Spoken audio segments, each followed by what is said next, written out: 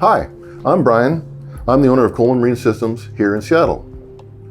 I'm going to go through the very basic operations of the new Axiom series LightHouse 3 MFD. Very basic stuff. Further tutorials will be more in depth, but for today and for now, I just want to cover the very basics just to kind of give you a thumbnail idea to how the system operates and where you find menus and how to negotiate through the menus and what have you. When you turn on your device for the very first time, this screen is going to appear. It's a thumbnail screen, and if not adjusted any differently, it's going to end up in the very middle, meaning that there's going to be a left hand, the middle, similar to your phone or your iPad, and then there's going to be a right hand. To make things easy, when you first start the system up, it's best to look at where the settings are and what's going on to enable you to understand really and be familiar with what you're looking at to make it easier for you to operate. So I would recommend going to settings first. Under settings, there are going to be certain things that you're going to be setting up first that will stay within the system that will help you down the road in terms of using it for your navigational purposes. The first thing is boat details. Now, this system here, we just installed not too long ago, and there are parameters already set up in here. Everything but looks like the boat name. So what we do is you put in the name of the boat, the height, the width, everything, all the information necessary. And if you have tanks associated with the system, this is where we configure the tanks for you. The next is units. Units could be US gallons, imperial gallons, nautical miles, feet. This is kind of an area you don't really touch too much unless you want to look at imperial gallons and unless you want to look at miles per hour as opposed to knots. This is kind of an area you don't really touch too much. Display. We can get into this deeper on the next stuff, but for now, this is where you share your brightness so that when you adjust one screen, it adjusts the brightness on the next screen, as well as any other devices that are made by Raymarine and on the same backbone. Autopilot, very straightforward. If this is integrated in with a Raymarine autopilot, you can turn the pilot controls on or off with this switch here, and it'll bring up the pilot functions on the main screen. Network. This network here shows you all the devices that are on this system, everywhere from the actual XL19, which is what this is, to the depth sounder, to the quantum Doppler radar, as well as the parts and pieces that are related to the autopilot, and then a couple separate displays. It will tell you where you're getting information from. For instance, if you hit heading, it will show you that's getting heading from the EV1, which is the heading sensor for the autopilot. And that's nice to have if you're doing radar overlay, if you're integrating it into the autopilot itself in terms of following routes and waypoints. So it's a very nice integration to have, very handy. To get out, you just hit the X. Now, having set up the parameters and what have you, you're set up and ready to go. These thumbnails are predetermined from the factory. So you have your chart, you have your fish finder,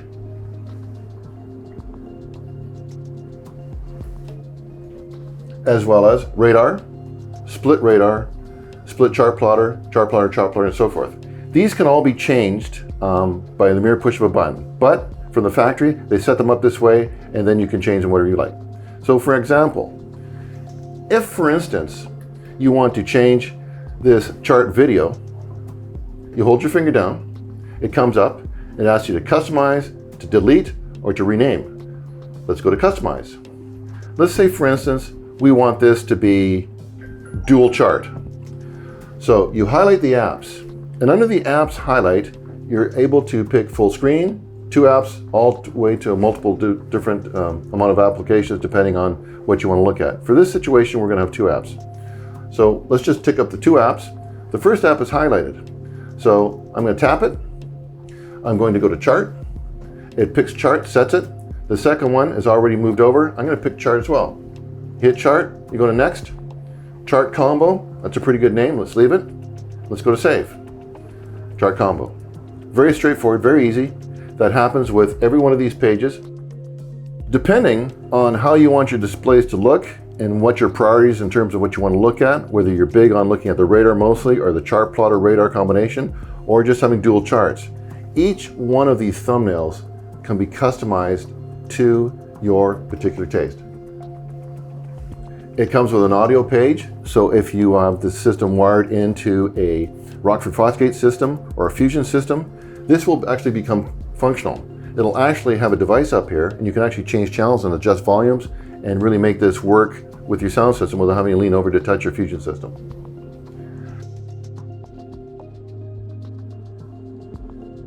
When you come over to the bottom line here, so let's just go back to the main page. If you touch your latitude and longitude, it'll show you your accuracy, and it'll show you your satellites. It's kind of handy to have if you're troubleshooting and you're not getting a fix on where you are. You can go to this page and you can confirm that you're not looking at satellites for whatever reason.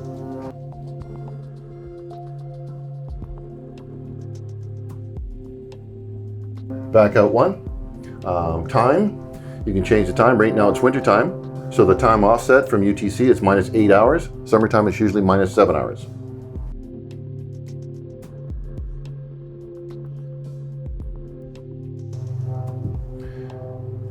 If you hold down the name, you can highlight the name as I've just done, and you can change the name. You can change the profile if you like. You can add guests or take guests away.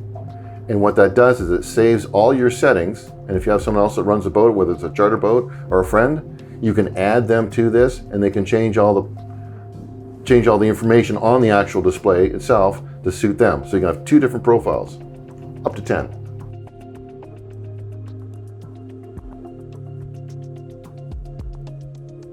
Go back.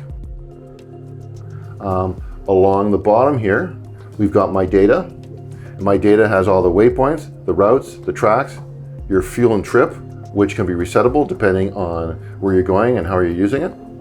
You want to back up one, you just hit the arrow key, and then you go to Files, and then you can eject the SD card, which is located at the back, or you can eject, or you can import and export data information. Back out one. This is where you carry your apps for music, for weather, your alarms, whether it's a depth alarm or it's your AIS alarm, that comes up in here. You can change the alarms for your Doppler radar for targets coming at you with a certain distance. You can also change your arrival radius to 600 feet, which comes out of the box that way. You can change it down to 80 to 100 feet, depending on the speed and the type of boating that you do, and whether you run at 8 knots or 15 knots. Then you've got your cross-track error, here's your anchor drift. All kinds of really good information is here, allowing you to understand what's happening before something really bad happens in terms of running out of fuel or hitting something. And then there's a history page. It shows you what's been turned off or turned on, excuse me, and what's lacking from the system. It'll tell you that here. Typically, you really don't have to pay too much attention, but one day down the road, if you have to do a little bit of troubleshooting, it's kind of nice to be able to have that type of access.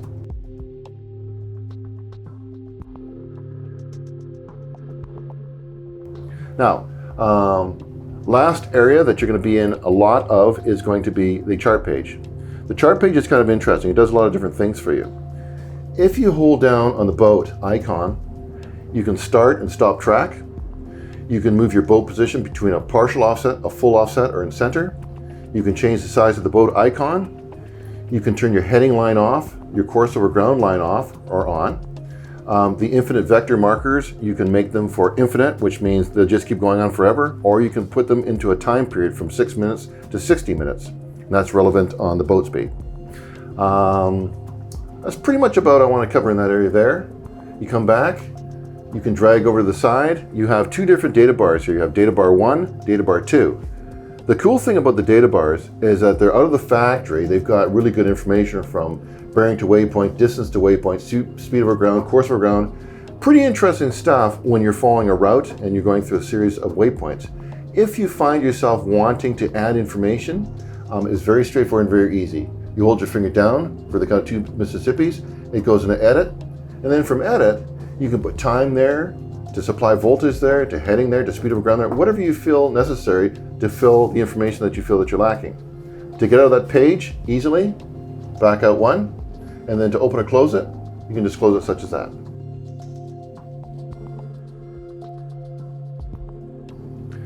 Lastly, when you're looking at this system and you're on different pages and you want to get into the menu for the different pages, then you have to make sure that when you're on the chart plotter page, that when you touch the menu bar relates to the chart plotter page. If you want to get to the radar page, then you have to go into the radar portion, which is right here. By the way, to turn the radar on, off, and transmit. So you're going to be focusing on transmit only. So you go to the transmit page. Obviously, we've got the transmit going. We've got the depth here. Now, to change the parameters of the actual radar are right here. And I'll go into radar operation, interpretation, in much greater detail on our next video. Close it off, back out, we go back to chart, and then again, we go into here, and now menu goes back to where they're having a detailed page, tides page, simple, and then the toolbar down here tells us the cartography that we're looking at. It allows us to layer information over top of the charting, which could be your radar overlay. If you've got the Platinum chart card from Navionics, if you hit aerial, it'll show you a Google aerial map of the land masses. The tides are turned on, community edits turned on, easy view. If you want to turn easy view on, what it does, it takes away all the superfluous information and allows you to zoom in and zoom out and look for things like tide stations and large markers or large navigational buoys without all the extra clutter if necessary. And you can even operate your drone from here too. Depths, factory defaults, no need really to move it. View in motion allows you to change how your boat travels across a chart or with the chart. Relative motion means that the chart stays equal all the way around to where the boat's situated. The boat is always in the middle. If you change it to true motion, then it allows the boat to travel off the chart completely, and you have to keep hitting center all the time in order to have it centered back in the chart. Some people find that kind of handy when they're zoomed out a few miles and they're going up the coast of British Columbia or somewhere, but most of the time a lot of people leave it on relative motion just because it's easy and the boat stays in the middle. Heads up direction is up, and it makes life a lot easier. Auto range means that when you get close to waypoints and routes, it will range in and range out for you automatically, and it does a lot of stuff that most people aren't really accustomed to doing, so play around with it a little bit. I think you'll find that the relative motion is actually where you want to be. Chart orientation, another big one. When you hit chart orientation, it does three things for you. When in heads-up mode, the only reason it knows it's heads-up mode is because it is associated with a compass through an autopilot system, which is integrated into this particular system. That's the only reason why it knows it's heads-up. Heads-up means the bow is always this way, port's this way, starboard's this way, stern or aft is this way. When you go up into north-up mode, you'll find that the chart completely changes. It no longer shows you that that's heads up anymore. Now that's north up. So no matter where you're traveling or what you're doing, north will always be at the top of the screen, always, despite the direction in which the boat's going. Some people find it a little bit unnerving and it's kind of confusing. A lot of people prefer it. Again, it's personal preference. The last one is course up. Now course is showing the direction that the boat is traveling, not necessarily the direction that the boat is pointing. So in other words, if the boat is pointing on shore it is right now, but we're actually traveling in that direction, it'll actually have another line going that way, showing that's the momentum of the boat there, but the boat is actually pointing that way. And that happens when boats are going through high tidal, high current areas, a lot of wind, the boat's going very slow and it's crabbing. That's where you can pick that up. Boat position, center, means the boat is in the center. Partial offset means it's here, which is what it's set at, or full offset, which brings the boat right to the very bottom. Fairly straightforward. Sync view with other charts. If you are setting up your system for the very first time and you want to be able to have the ability to have something specific on one chart but not the other, then leave the sync view with other charts off. If you want to make all the changes like your heading, your course over ground, your relative motion, all that stuff, and you want that to be the same on all your other charts, then hit sync with other charts, and the one chart that's had the changes made to it there will carry on to the other charts. Advanced. Another quick area to get to where it shows charting information. Here's your course up. It's kind of like a different chart area to change it. Actually, there's 3 areas we can change that, and this is the second area. Enhanced AIS targets, radar without heading, cursor boxes, lots of stuff that you don't typically touch. I would recommend though, for the very first time, if you're going to turn on the system and you want to keep it clean without as little clutter as possible, then I would turn off chart boundaries. That way it gives you all the lines from all the cartography that they took the information from. It pulls it away and it really cleans up the look of the chart. It doesn't have all this extra gobbledygook.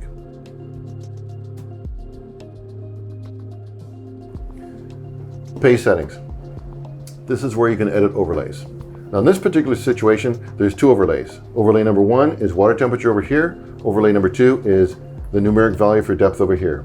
If you want to change them, you hold your finger down. It comes up You can edit it, which means that you can change that information, or you can move it up and down the screen. You can resize it, make it bigger, smaller, or you can delete it.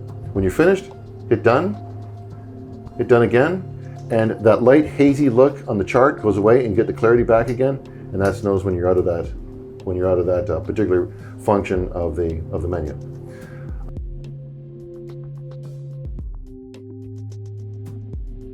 Up here, you've got the center. So if the boat's over here and you don't know where the boat is and you've been playing around with it a little bit, hit that, brings the boat back to center. This button here does two things. You hold it for a quick second, it drops an immediate waypoint where the boat is, and then you can go back and name it, or you can just leave it if you're dropped a crab pot real quick and you're in an area where you just see says waypoint 1, you don't feel like pushing buttons, then hit that thing, they'll show you where you dropped your crab pot, and away you go, or your favorite swimming hole, or something like that. You hold that button down to 3 Mississippis count, that will leave an MOB, which is a waypoint, but now it's got some significance to it. It means that someone's fallen over the boat and things start beeping red. It'll ask you whether you want your autopod to change course, to go back to that last known spot where that button was hit, that sort of thing. So only hit that in case of emergency. It's not to play with, but a quick touch of the finger is all you need to create a quick waypoint. Water temperature, as you can see, depth over here, as you can see. These devices, you can zoom in, zoom out. You can pinch to zoom. Very fast quadplex style computer built in here. It handles speed very, very, very well.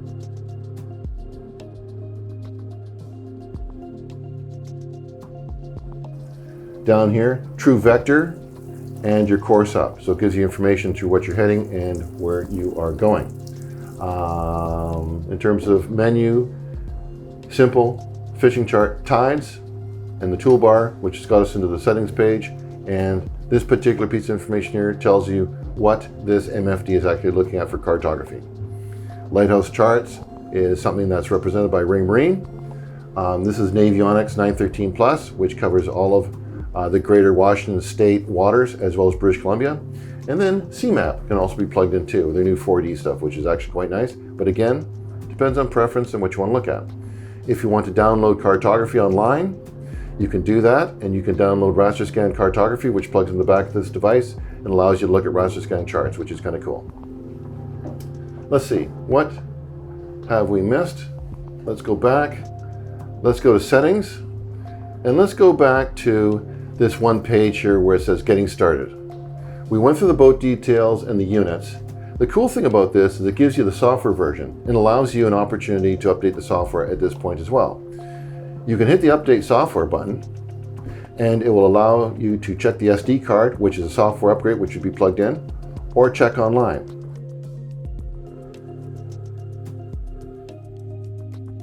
When you hit check online, it's going to look at a Wi-Fi type device or an internet accessible type device, meaning a Wi-Fi hotspot, or you can use your cell phone. Either way, you've got both ways to update software if necessary. Hit that out. When you go to my display here, for those of you that want to connect a tablet to this and you want to be able to link onto it, so to speak, then that's done under Wi-Fi Connections. So you configure, and here's a biggie. When you hit the passphrase, so in other words, I'm going to hit yes. This is just a warning to disconnect the radar temporarily to do this. This is not a Wi-Fi radar, but it brings up the warning anyway. So I hit yes. Now, if you see, and I'll go back here in a moment, the device on your phone or on your tablet, and you want to connect to it, and you hit it, this is the passcode that you'd use. But all you have to do is just hit show characters and it comes up. So let's back out one. So when you see the RM, the part number, and these last digits are related to the serial number, once you bring that up, you see it on your phone, you lock onto it, you go to here, and again, show characters. You can change these to your own password if you want. You can change the name of the device if you want. You can call it the name of the boat or your personal name, whatever you find is easiest. It defaults the part number and the serial number, but again, it's highly customizable. Everything else here, master settings reset, try to stay away from that as much as possible.